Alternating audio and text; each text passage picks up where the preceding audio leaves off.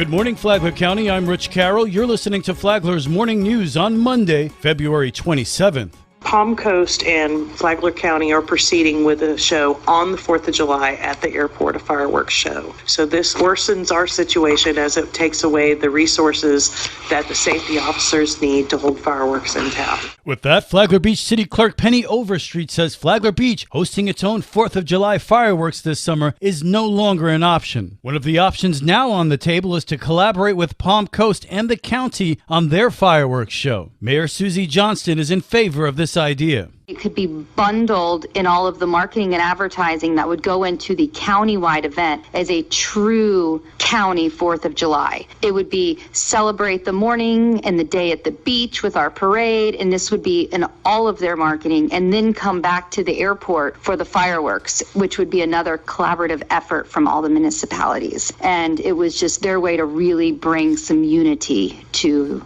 the community. Commissioner Ken Bryan is also on board with the collaboration. It's a great idea for Palm Coast, Flagler County, and Flagler Beach to be doing something together that's fun. I mean, it sends a good message to the community. And the county invited us to join them, and that's a big effort on their part. And, we should reciprocate and join. Former city manager William Whitson had considered giving Palm Coast and the county $10,000 to become a part of their show. But as of today, no funding has been finalized. This local news is a service of Flagler County's Toyota dealer, Beaver Toyota US 1 St. Augustine, here to wow you. A Daytona Beach man is killed in a crash on US 1 in Flagler County over the weekend. It happened just after 3:30 in the morning Sunday on US 1 south of Cemetery Road. The Florida Highway Patrol says an SUV traveling southbound crossed over the grassy median and collided with another SUV head-on. The 27-year-old Daytona Beach man who was behind the wheel of the SUV that crossed the median was not wearing a seatbelt and was pronounced dead at the scene. The other driver suffered minor injuries. The cause of the crash remains under investigation. From the WNZF Newsroom, I'm Amy Cherry.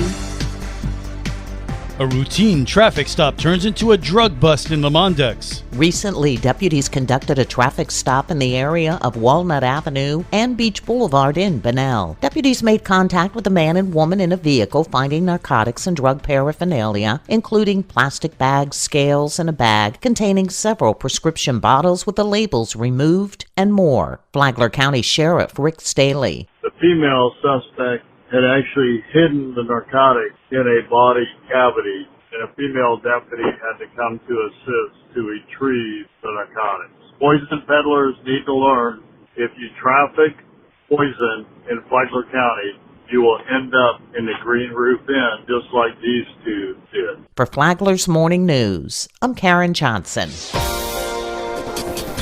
The Palm Coast Flagler Regional Chamber of Commerce has founded the Hispanic Business Alliance. Chamber President and CEO Greg Blase says the Alliance's vision is building and strengthening Flagler County's Hispanic community and businesses. We have seen in Flagler County the growth of the Hispanic community, and that includes Hispanic businesses. And so the Chamber, as you know, watches a number of data points, and one of the data points that we've noticed, and the trend is expected to continue, which is the Hispanic population in Flagler County is going to continue to grow. As a matter of fact, there are more Hispanic students in Flagler County schools than African American students. So looking ahead to the future, this is an important demographic that needs to be served. Dr. Maria Dowling, owner and CEO of MD Consulting Company, says there are a great deal of businesses in the community that need support. We believe that bringing the community together and providing advocacy, support, education,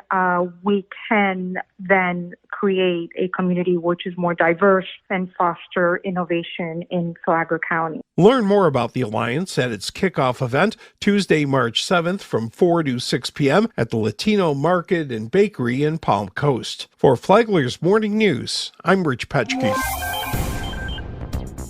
As we close out Black History Month, historian Randy Jay says it is an almost forgotten history. It's not necessarily talked about in a negative perspective, but it's very marginalized and ignored. And when you do a lot of research into that segment of history, you find out that, wow, there's all this rich history and really exciting, interesting pieces of American history were created by blacks and other people of color. Jay said that Flagler County has a lot of living history. Take the George Washington Carver School. Much of it may have been torn down, but the gymnasium serves as a community center, as does the Espanola one-room schoolhouse. Listen to Common Grounds on Sunday mornings at 10 a.m. right here on WNZF.